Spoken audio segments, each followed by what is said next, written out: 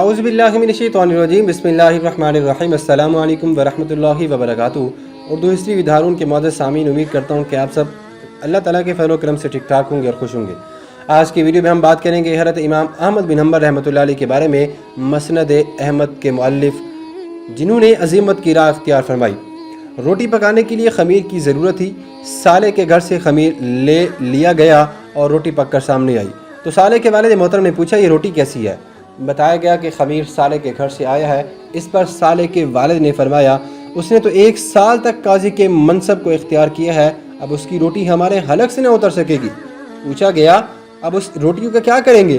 فرمایا، جب کوئی سائل آئے اور سوال کرے تو تفصیل سے روٹیوں کے بارے میں اسے بتا دینا کہ خمیر صالح کے گھر کا ہے، آٹا احمد کے گھر کا ہے اور احمد نے ان روٹیوں کو کھانے سے انکار کر دیا ہے۔ اگر وہ ان روٹیوں کو لینا پسند کرے تو بہتر ہے اسے دے دینا۔ 40 روز تک دروازے پر آپ کا کوئی سائل نہیں آیا۔ روٹیاں خراب ہو گئیں، حتیٰ کہ ان روٹیوں کو دریائے دجلہ میں بہا دیا گیا۔ یہ فقہ اور حدیث کے بہت بڑے عالم حضرت امام احمد بن حنبل رحمۃ اللہ علیہ تھے، جنہوں نے اپنے بیٹے کے گھر سے خمیر سے تیار شدہ روٹی تک کھانا گوارا نہ کیا۔ حالانکہ آپ کے صاحبزادے صالح نہایت متقی شخص تھے، لیکن چونکہ اصفہان میں 1 سال تک قاضی رہے تھے اور امام صاحب کے نزدیک اس وقت تک کہ اسلامی حکومت اپنے فرائض پوری طرح سے صحیح انجام نہیں دے رہی تھی، اس لیے امام صاحب سرکاری عہدوں پر فائز افراد سے کچھ لینا بھی پسند نہیں کیا کرتے تھے۔ اس کے علاوہ یہ اندیشہ بھی پیش نظر تھا کہ فیصلہ کرتے ہوئے قاضی سے غلطی بھی ہو سکتی ہے۔ غالباً اسی وجہ سے امام صاحب اس قدر احتیاط کیا کرتے تھے اور ایسا زہد اور تقوی رکھنے والوں کا نام زندہ جاوید ہو جایا کرتے ہیں۔ آج ہم انہی کے بارے میں بات کریں گے، حضرت امام احمد بن حنبل رحمۃ اللہ علیہ کے بارے میں۔ آپ کا نام احمد بن محمد بن حنبل اور کنیت ابو عبداللہ ہے۔ آپ عربی النسل ہیں اور آپ کا تعلق قبیلہ شیبان سے ہے، جو قبیلہ قریش کی شاخ ہے۔ ربیع الاول 164 ہجری نومبر 780 میں آپ بغداد میں پیدا ہوئے۔ آپ کے والد محترم مرو سے بغداد منتقل ہوئے اور اس کے چند ماہ بعد آپ کی پیدائش عمل میں آئی۔ آپ کی والدہ محترمہ صفیہ بنت عبد الملک مرو سے بغداد آئی ہوئی تھی۔ ابھی آپ صرف 3 سال کے تھے کہ سایہ پدری سے آپ محروم ہو گئے۔ آپ کے والد سرخس کے سالار تھے۔ والد کے انتقال کے بعد آپ کی تربیت کا تمام ذمہ آپ کے والدہ محترمہ پر آ پڑا۔ اس دور میں بغداد علم کا بڑا مرکز سمجھا جاتا تھا۔ آپ خود فرماتی ہیں، میں بچہ ہی تھا کہ حفظ قرآن سے فارغ ہو گیا۔ 14 سال کی عمر کو پہنچا تو تحریر و کتابت کی مشق و تحصیل میں منہمک ہو گیا۔ آپ کا دور طالب علمی بڑی تنگدستی میں گزرا۔ حال یہ تھا کہ سوتے وقت سر کے نیچے تکیے کی جگہ اینٹ رکھ کر لیا کرتے تھے۔ جب آپ نے 179 ہجری میں 795 عیسوی میں اپنی عمر کے 16ویں سال میں قدم رکھا تو علم حدیث کی تحصیل کا آغاز کیا۔ آپ خود فرماتے ہیں، حدیث کا پہلا سبق میں نے امام ابو یوسف رحمۃ اللہ علیہ سے حاصل کیا۔ امام ابو یوسف رحمۃ اللہ علیہ نے 3 سال تک فقہ اور حدیث کا علم حاصل کرتے رہے۔ آپ اس دوران امام محمد سے بھی آپ استفادہ کرتے رہے۔ اس کے بعد 4 سال تک بغداد میں امام ہیشم بن بشیر بن ابو الحازم سے علم حاصل کرتے رہے۔ آپ نے حصول علم کے لیے طویل سفر کیے۔ راستے میں زادرہ ختم ہو گیا تو محنت مزدوری کی۔ آپ یمن اور شام چلے گئے۔ 186 ہجری میں آپ بصرہ اور حجاز میں تشریف لے گئے۔ اس سفر میں آپ کی ملاقات امام شافعی رحمۃ اللہ علیہ سے ہوئی۔ اگر آپ نے ہماری امام شافعی رحمۃ اللہ علیہ والی ویڈیو نہیں دیکھی تو ڈسکرپشن میں لنک موجود ہے، آپ جا کر اس ویڈیو کو ضرور دیکھیے گا۔ دوسری بار آپ بغداد میں ملے اور امام شافعی سے پھر علم حاصل کیا۔ پھر امام شافعی جب تک بغداد میں رہے آپ ان سے جدا نہ ہوئے اور برابر علم حاصل کرتے رہے۔ امام شافعی کو بھی آپ سے بے حد محبت تھی، وہ آپ کے تقوی کی تعریف فرمایا کرتے تھے۔ امام احمد بن حنبل رحمۃ اللہ علیہ نے تحصیل حدیث کے لیے جو سفر کیے، ان کے نتیجے میں آپ کو لاکھوں احادیث حفظ ہو گئیں۔ آپ کے اساتذہ کی تعداد 100 سے زائد بتائی جاتی ہے۔ 40 سال کی عمر کو پہنچے تو آپ نے بغداد کی جامع مسجد میں باقاعدہ حلقہ درس قائم کیا۔ آپ کی مجلس درس عام طور پر نماز عصر کے بعد منعقد ہوا کرتی تھی۔ نہایت باوقار مجلس ہوتی تھی۔ آپ کے درس میں سامعین کی تعداد 5-5 ہزار تک ہوتی تھی، جن میں 500 صرف لکھنے والے ہوتے تھے۔ آپ کے شاگردوں میں امام بخاری، امام مسلم، امام ابو داؤد، امام ترمذی، حافظ ابو زرع جیسے عظیم المرتبت محدثین بھی شامل ہیں۔ امام صاحب کا عظیم علمی کارنامہ مسند احمد کی تالیف ہے، جو 30,000 احادیث پر مشتمل ہے۔ آپ نے دیگر کئی کتابیں بھی لکھی۔ امام شافعی فرماتے ہیں، امام احمد رحمۃ اللہ علیہ 8 علوم میں بے نظیر عالم فاضل سمجھے جاتے تھے۔ ان میں قرآن پاک، حدیث، فقہ، لغت شامل ہیں۔ آپ کے بیان کردہ فقہی مسائل پر مسلمانوں کی ایک بڑی تعداد عمل پیرا ہے۔ خلیفہ ہارون رشید ان شدت پسند علماء کے خلاف تھے جو معتزلہ کہلاتے ہیں، جن کا عقیدہ یہ تھا کہ قرآن مخلوق ہے اور اللہ تعالیٰ کی توحید عقلاً معلوم ہو سکتی ہے، اس لیے وحی کے بغیر ہی اہل علم و حکمت و عقل و توحید پر ایمان لایا جا سکتا ہے۔ ہارون رشید کی وفات کے بعد ان کے بیٹے مامون رجب 198 ہجری میں مسند خلافت پر بیٹھے۔ مامون معتزلہ سے بہت زیادہ متاثر تھے، چنانچہ معتزلہ ان پر چھا گئے۔ انہوں نے قرآن پاک کے مخلوق ہونے کا دعویٰ کر دیا۔ یہاں سے امام صاحب کے دور ابتلا کا آغاز ہوتا ہے، جو کم و بیش 14 سال کے طویل عرصے پر محیط ہے۔ آپ نے خلق قرآن کا مسئلہ بھی سنا ہوگا، وہ بھی اسی زمرے میں آتا ہے۔ امام صاحب نے محسوس کیا کہ کتاب و سنت کے خلاف غلط عقیدے کو عام کیا جا رہا ہے۔ اگر مسلمانوں کو درست عقائد کی تعلیم نہ دی گئی تو امت مسلمہ کے بڑے حصے گمراہ ہونے کا اندیشہ ہے، اور اس طرح صحیح کو غلط سے الگ کر کے پیش نہ کرنے کی ذمہ داری علماء پر عائد ہوگی۔ خلق قرآن کا مسئلہ اٹھانے والوں کا کہنا یہ تھا کہ قرآن کریم اللہ کی دیگر مخلوقات میں سے ایک ہے، جبکہ امام صاحب نے یہ واضح کر دیا تھا کہ قرآن اللہ تعالیٰ کا علم ہے اور اس کی ایک صفت ہے۔ چنانچہ آپ خلق قرآن کے غلط عقیدے کے خلاف اٹھ کھڑے ہوئے۔ آپ کی یہ جسارت اس وقت کے حکمرانوں اور ان کے گرد جمع مصابیحین کو سخت ناگوار گزری، اس لیے آپ پر مصائب اور مظالم کا دروازہ کھل گیا۔ مامون الرشید اپنی زندگی کے آخری ایام میں رومیوں کے خلاف لڑنے کے لیے بغداد سے روانہ ہوئے تو انہوں نے بغداد کے گورنر اسحاق بن ابراہیم کو پیغام بھجوایا کہ تمام لوگوں کو خلق قرآن کے مسئلے کی دعوت دے دی جائے۔ گورنر نے تمام علماء ائمہ حدیث کو جمع کیا اور انہیں خلق قرآن کے مسئلے پر قائل کرنے کی کوشش کی، لیکن سب نے اس عقیدے پر لبیک کہنے سے انکار کر دیا۔ مامون کو جب یہ خبر ہوئی تو انہوں نے حکم دیا کہ امام احمد اور امام محمد بن نو کو بیڑیاں پہنا کر عدالت میں حاضر کیا جائے۔ حکم کی تعمیل کی گئی۔ راستے میں امام محمد بن نو آنا کے قریب رب سے جا ملے۔ امام احمد نے ان کی نماز جنازہ ادا فرمائی اور سفر جاری رکھا۔ آپ راستے میں دعا فرما رہے تھے کہ اے اللہ میری مامون سے ملاقات نہ ہو۔ چنانچہ ابھی آپ کا سفر جاری ہی تھا کہ طرطوس کے مقام پر لوگ چیختے چلاتے آپ کے پاس آئے کہ مامون فوت ہو گئے ہیں۔ مامون کا انتقال رجب 218 ہجری میں ہوا۔ اس کے بعد ابو اسحاق محمد بن ہارون المعتصم تخت نشین ہوئے۔ انہوں نے ابن ابی داؤد کو منصب قضا سونپ دیا، جو امام صاحب کی بدترین مخالفین میں سے ایک تھا۔ اس کے حکم سے امام صاحب کو واپس بغداد لے جا کر قائد کر دیا گیا اور پاؤں میں بیڑیاں ڈال دی گئیں۔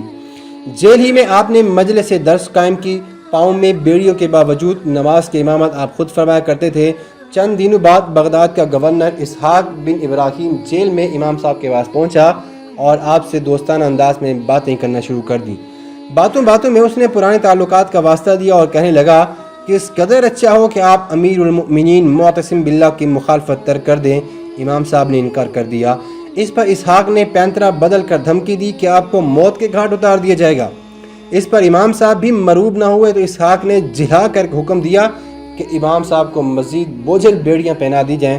اس پر بھی اس کا غصہ ٹھنڈا نہ ہوا تو اس نے حکم دیا کہ جیل سے نکل کر پیدل چلیں۔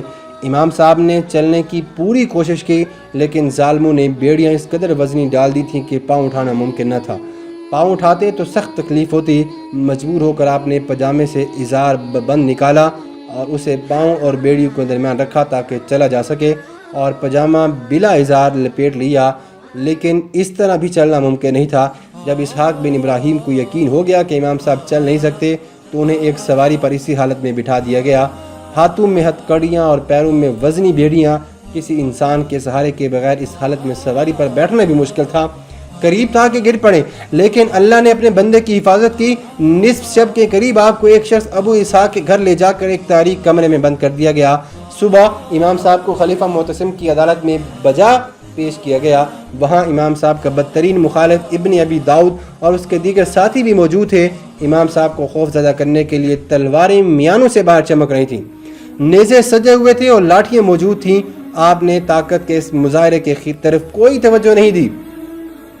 ابن ابی داؤد اور دیگر مصاحبوں نے خلیفہ کو بھڑکایا کہ یہ شخص ہم کو کافر بنا رہا ہے اور علماء سے کہا ہے کہ خلق قرآن کے مسئلے پر مناظرہ کریں۔ مجلس مناظرہ کے لیے ملک کے کونے کونے سے علماء بلائے گئے۔ مناظرہ 3 دن تک جاری رہا۔ امام صاحب نے نہایت مؤثر دلائل دے کر مخالفین کی زبان بند کر دی اور ان کے پاس ادھر ادھر کی ہانکنے کے سوا کوئی راستہ نہیں تھا۔ خلیفہ اس صورتحال سے بڑے پریشان ہوئے۔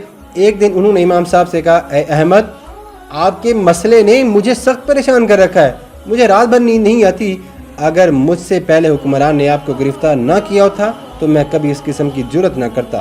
میں یقین دلاتا ہوں کہ اگر آپ کا مسئلہ کسی طور پر حل ہو جاتا ہے تو میں کبھی کسی کو اس قسم کے مسائل کی وجہ سے گرفتار نہیں کروں گا۔ مناظرے کے تیسرے دن خلیفہ کو اس کے مصاحبین نے پٹی پڑھائی، جس پر خلیفہ نے کہا، اے احمد، مجھے خبر ملی ہے کہ آپ منصب جلیلہ کے خواہش مند ہیں۔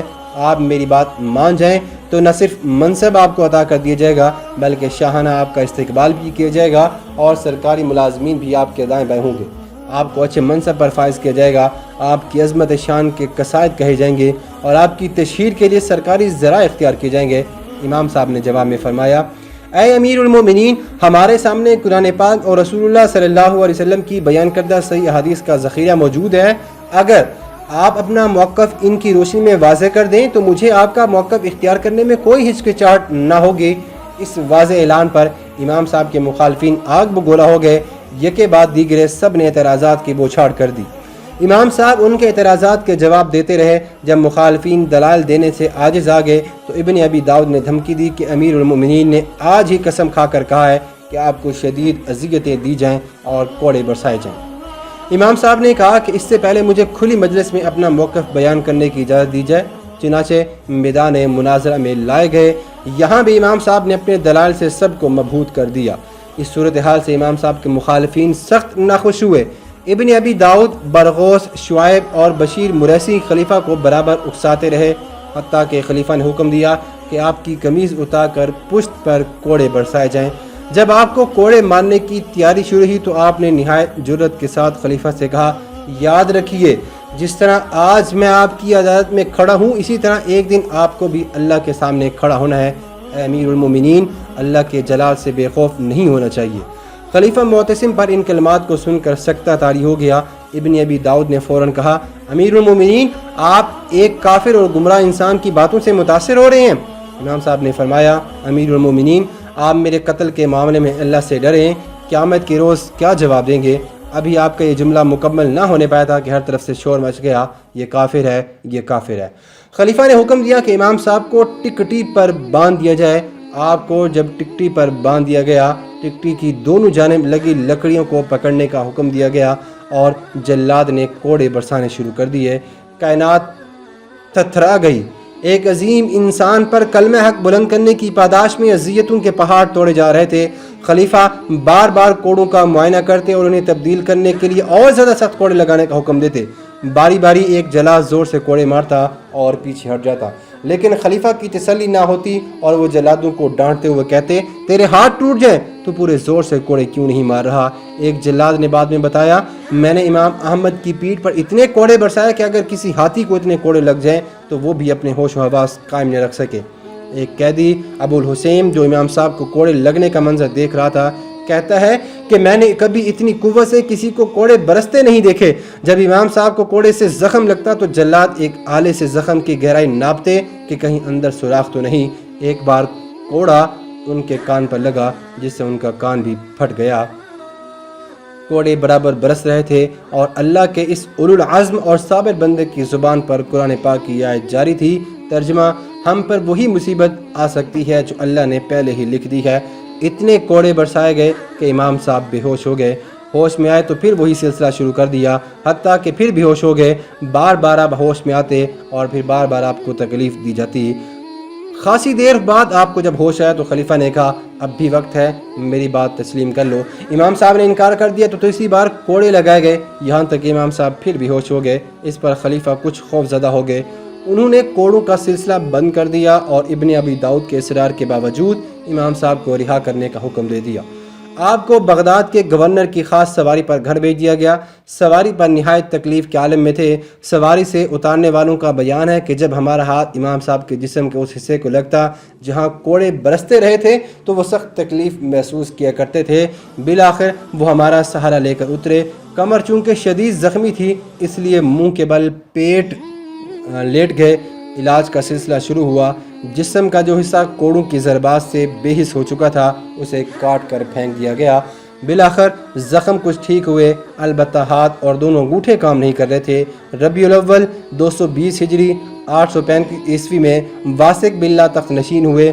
انہوں نے دیکھا کہ امام صاحب نہایت پرعزم ہیں، انہیں زد و کوب کرنا یا ایذا دینا مناسب نہیں، البتہ انہوں نے اپنے غم و غصے کو فروغ کرنے کے لیے حکم دیا کہ امام صاحب کے پیروکاروں پر ظلم توڑے جائیں۔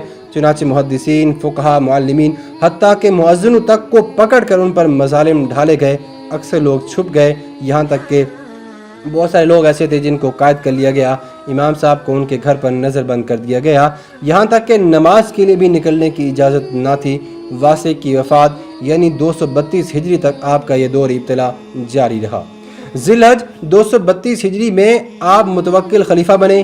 وہ عقائد کے اعتبار سے مامون، معتصم اور واسق سے بالکل مختلف تھے، یہ ایک اور نئے خلیفہ بنے ہیں، اور قرآن پاک کو مخلوق تسلیم کرنے والوں کو شدید لعن طعن کرتے تھے۔ ان کے دور میں صورتحال بدل گئی، لیکن یہ امام صاحب کے لیے آزمائشوں کے ایک نئے دور کا آغاز تھا۔ آپ کے قدموں میں مال و دولت ڈھیر کیا جانے لگا، اعلیٰ عہدوں کی پیشکش ہونے لگی، رہائش کے لیے آرام دہ اور خوشنما محل پیش کیے جانے لگے، لیکن مرد درویش صفت نے اس سامان کی تعیش کی جانب ایک نگاہ بھی نہیں ڈالی۔ امام صاحب کے صاحبزادے عبداللہ بیان کرتے ہیں کہ متوکل نے والد محترم کو پیغام بھجوایا کہ میں آپ کے دیدار کا متمنی ہوں اور آپ کی دعاؤں کا تبرک چاہتا ہوں، آپ قدم رنجہ فرمائیں۔ چنانچہ ہم وہاں پہ پہنچے۔ خلیفہ نے ہماری رہائش کے لیے ایک بہترین محل کا انتخاب فرمایا۔ امام صاحب محل میں داخل ہوئے تو موکل نے اپنی والدہ سے کہا۔ امام صاحب کے محل میں داخل ہوتے ہی محل باقا نور بن گیا۔ کہاں تو کئی سال تک یہ عالم تھا کہ امام احمد بن حنبل پر کوڑے برس رہے تھے، انہیں قید و بند کی صعوبتیں جھیلنا پڑ رہی تھیں اور ان پر مظالم ڈھائے جا رہے تھے، اور اب یہ دور ہے کہ خلیفہ بہت سارا مال و دولت لیے مؤدب کھڑے ہیں کہ حضرت قبول فرمائے تو عزت افزائی ہوگی۔ پھر چشم فلک نے یہ نظارہ بھی دیکھا کہ عظیمت کا پیکر وہ شخص کہ جس نے برہنہ پشت پر کوڑوں کی نہایت مار کھانے کے باوجود صبر و استقامت کے ساتھ جھیلی، خلیفہ کے ہاتھوں میں فاخرانہ لباس اور مار و زد کو دیکھ کر رو پڑتا ہے اور کہتا ہے 60 سال تک تو میں اس ابتلا سے محفوظ رہا، اب عمر کے اس آخری حصے میں اس فتنے سے دوچار ہونا پڑے گا، ایسا ہرگز نہیں ہے۔ بعد میں متوکل نے آپ کی خدمت میں بہت سارا مال و دولت بھیجا، لیکن آپ نے سب لینے سے انکار کر دیا، لیکن لوگوں کے اصرار پر تمام کا تمام مستحق آپ نے افراد میں تقسیم کر دیا۔ آپ کا یہ حال تھا کہ خلیفہ جو ہے وہ آپ کے مشورے کے بغیر کسی کو معزول کرتے تھے، نہ کسی کو کوئی منصب سونپتے تھے۔ بقیہ زندگی بھر شاید ہی کوئی ایسا دن ہوگا جس دن خلیفہ نے کسی اہم مسئلے پر مشورہ لینے کے لیے امام صاحب کو پیغام نہ بھیجا ہو۔ یہاں تک ان کے عہد میں عباسی خلافت دراصل محدثین حنابلہ کی صورت کہلاتی ہے۔ امام صاحب کے لیے یہ دور بڑی آزمائشوں کا دور تھا، جب لوگ آپ کی راہ میں آنکھیں بچھا رہے تھے اور آپ کی تعریف میں رطب اللسان تھے۔ ایسے عالم میں آپ فرماتے ہیں، اگر مجھے راستہ ملے تو میں کہیں نہ کسی نامعلوم مقام کی طرف بھاگ جاؤں، یہاں تک کہ میرے ذکر کا سلسلہ ہی بند ہو جائے۔ جی چاہتا ہے کہ مکہ کے گھاٹیوں میں سے کسی گھاٹی میں چھپ رہوں، یہاں تک کہ کوئی مجھے یاد نہ کرے۔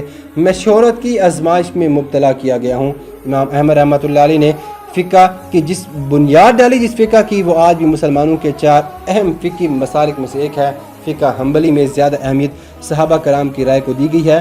امام صاحب صحابہ کرام کی پیروی میں بہت زیادہ سخت تھے۔ آپ کی حکیمانہ فیصلوں اور آراء کو بعد میں آپ کے شاگرد ابو بکر المزوری نے، آپ کے ایک شاگرد ابو بکر الخلال محدث نے کتاب الجامع کی شکل میں مرتب کیا ہے۔ امام صاحب نے اپنے اصول و عقائد سے متعلق 2 بنیادی رسائل بھی منتخب کیے، ان میں سے ایک رسالہ رسالۃ الرد علی الجہد والزنادقۃ ہے۔ آپ نے ایک فرقہ کے پیروکار جہم بن صفوان کے عقائد کی وضاحت اور تردید کی، یہ عقائد پورے خراسان میں پھیلے ہوئے تھے۔ دوسرے رسالے میں کتاب السنہ میں آپ نے بعض دینی مسائل پر نظر ڈالی ہے اور اسلام کے تمام بڑے بڑے اصولوں کے مطابق اپنا موقف صاف صاف بیان کر دیا ہے۔ اس کے علاوہ آپ نے ایک کتاب الصلاۃ تحریر کی ہے، جس میں نماز باجماعت اور صحت کے ساتھ ادا کرنے کی ضرورت بھی تحریر کی گئی ہے۔ مسند آپ نے یہ بھی ایک کتاب لکھی ہے، مسند من مسائل احمد بن حنبل، امام صاحب کے سیاسی اور مذہبی خیالات کے مطالعے کے لیے اہم ہے۔ آپ کی ایک اور تصانیف ہے کتاب الورع بھی ہے، جس میں ایسے مسائل کے بارے میں تفصیل کے ساتھ بات کی گئی ہے جن میں نہایت احتیاط کی ضرورت ہے۔ فقہائے حنابلہ کی یہ خصوصیت یہ بھی ہے کہ انہوں نے ہر دور میں اجتہاد کا دروازہ کھلا رکھا۔ تاکہ فقہی مسائل کی ترتیب و تدوین کا عمل جامد ہو کر نہ رہ جائے، بلکہ وقت اور حالات کے تقاضوں کے مطابق قرآن و حدیث کی روشنی میں فقہی مسائل ترتیب دیے جائیں۔ علم حدیث کے دائرے میں امام صاحب مستقل مجتہد کہے جا سکتے ہیں۔ امام ابن تیمیہ رحمۃ اللہ علیہ فرماتے ہیں، امام احمد بن حنبل کو اپنے شیوخ سے احادیث اور اخبار کا جو انبار ملا تھا اس میں سے آپ نے اپنا مسلک خود قائم کیا۔ 77 سال کی عمر میں آپ بیمار پڑ گئے، 9 دن تک آپ بیمار رہے، عیادت کرنے والوں کا ہجوم تھا، بازار میں خرید و فروخت کی دشواری ہو رہی تھی۔ ربیع الاول کے مہینے میں آپ بیمار ہوئے، ربیع الاول کے مہینے میں آپ پیدا بھی ہوئے تھے اور ربیع الاول کے مہینے میں آپ کی وفات بھی ہوئی تھی۔ 31 جولائی 855 عیسوی 241 ہجری کو آپ نے دائی اجل کو لبیک کہا۔ آپ کو بغداد کے مقام الشہداء میں سپرد خاک کیا گیا۔ جنازے میں لاکھوں سوگواروں نے شرکت کی۔ اللہ آپ کی قبر پر ہزاروں کروڑوں برکتیں رحمتیں نازل فرمائے اور اللہ ہمیں آپ کی تعلیمات پر عمل کرنے کی توفیق عطا فرمائے۔ جی محترم سامعین، آج کی ویڈیو یہیں تک ہے۔ امید کرتے ہیں کہ آپ کو ہماری ویڈیو پسند آئے گی۔ اگر آپ کو ہماری ویڈیو پسند آتی ہے تو چینل کو ضرور سبسکرائب کیجیے گا۔ Thanks for watching. اللہ حافظ۔